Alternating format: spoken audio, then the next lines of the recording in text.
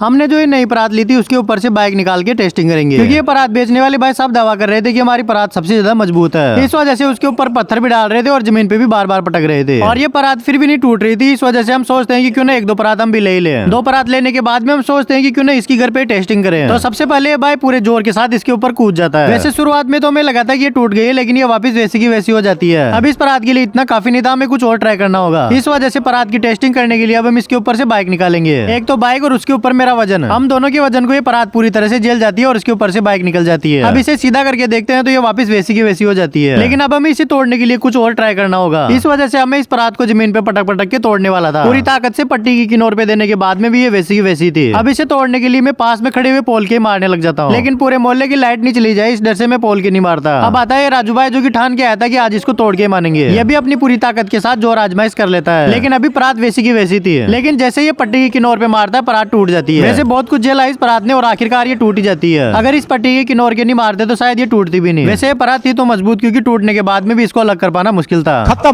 Bye bye, Tata.